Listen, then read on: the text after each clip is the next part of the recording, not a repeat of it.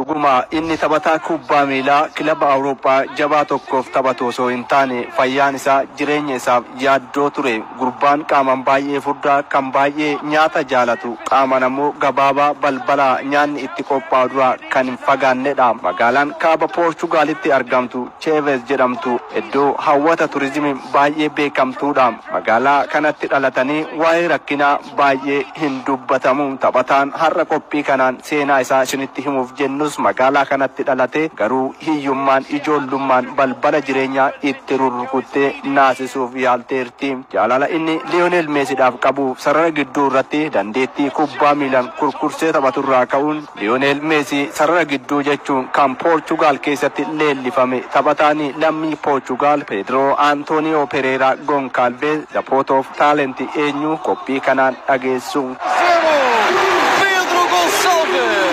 Taphattoonni kubbaa miilaa baay'een jaalala taphataa tokkoof qaban yookaan fedhii kubbaa miilaa taphachuuf qaban irraa ka'uun kubbaa miilaan akka milkaa'an yeroo hedduu dubbatama. Kan Pedro Goncalves garuu kanarraa faalladha.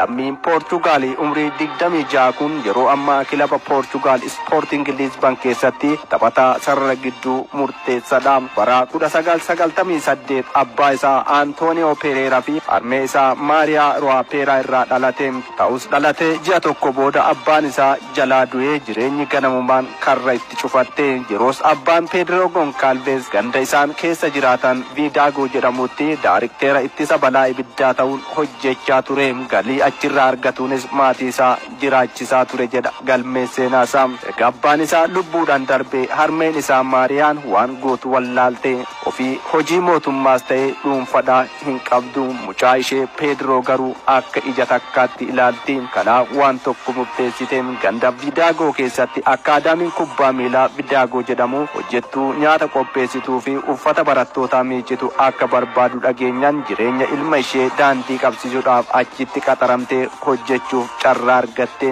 Akaadaamii Vidago keessatti nyaanni harmeen Pedro Maariyaan qopheessitu ammoo baay'ee mi'aawaa akka ta'e warri sooratan ragaa bahuu fi Pedroon harmee isaa walii waan ooluuf achuma soorata. Dabalataan harmeen isaa galii nyaata qopheessuun argattu irraa fedhii isaa akkaan guutti fi Pedro Goncalves nyaata mimmi'aawaa akka barbaadetti soorachuu itti fufe. Garuu akkuma guddachaa deemuun Pedroon furdina qaamaa gar maleef saaxilame. Nyaata daangaa malee soorachaa tureef ulfaatina humnaa olii fi furdina hin barbaachifneef saaxilee dhibee biraa itti ta'e. Kanaaf furdina kana akka hir'isuuf yeroo hundaa ispoortii hojjechiisuu eegalan. Ispoortiin kun garuu baay'ee itti tollaan gurbaan nyaata baay'isuun miidhame tole akkas taanan taphataa kubbaa miilaa ta'uun qaba yaada jedhu sammuu isaatti dhufe jedha seenaan isaa. Gaazixeessaa fi barreessaa kubbaa miilaa lammii Poorchugaal Al Hendrikiin barraa'e. Sababa inni nyaata baay'ee jaalatuuf akkasuma gabaabaaf baay'ee furdaa ta'eef deeggartoonni kubbaa miilaa Poorchugaal keessatti isa beekan maqaa masoo Zapoot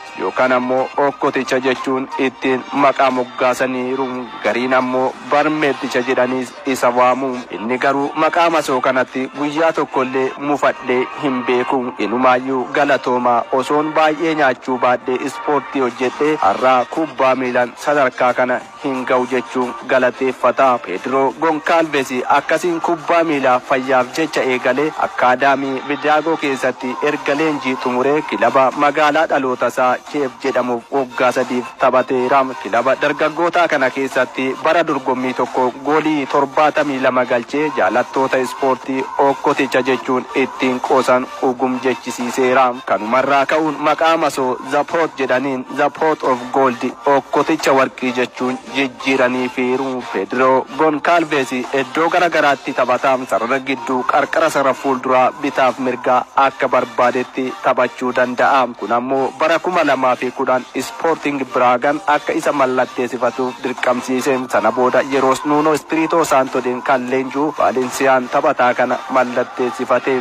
Nuno Espirito Santoon erga gara Wolves leenjisummaan dhufaniis irra deebiin bara 2017-18 dargaggeessa sarara gidduu irratti haalan kubbaa taphatu kana gara Ingilaandi fudhatan. Gurbaan mana nyaataa qopheessan dura hin dhabamne amma Poorchugaalii Speen darbees Ingilaanditti qaari'uun seenaa isaa jijjiiruuf cimee hojjete. Ta'us Wolves keessatti haalan hin milkoofne fi irra deebiin gara Poorchugaal deebi'ee Famalicao kilaba jedhamu jedhamuuf mallatteessee waggaa tokko qofa achittis dabarsee bara 2020 eegalee taphataa murteessaa Sporting Lisbon ta'uun amma garee liigii Portugal taphoota 12 keessaa tokko qofa mo'ameef taphataa jira. Pedro Goncalves Sporting Lisbon keessatti taphattoota akka Nuno Mendes, Ruben Neves faa waliin taphatee muuxannoo gabbifateera. Sporting Lisbon yeroo taphataa kana mallatteessifatu deeggartoonni kilabichaa Bruno Fernandes fi Rafael Leo taphataa bakka bu'u arganne jechuun itti gammadaniiru.